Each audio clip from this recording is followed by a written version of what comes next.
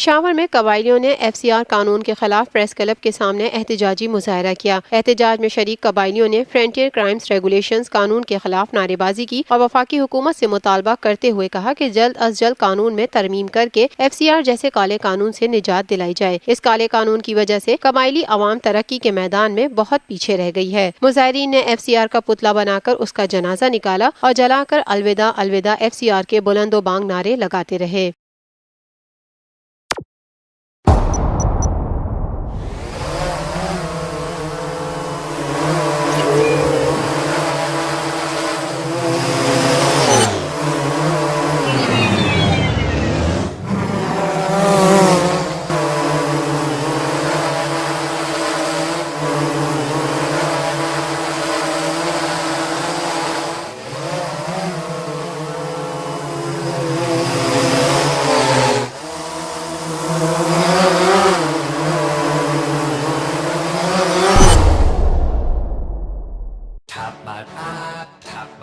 Live PSL matches देखिए HD में tapmat.com पर और डाउनलोड द ऐप।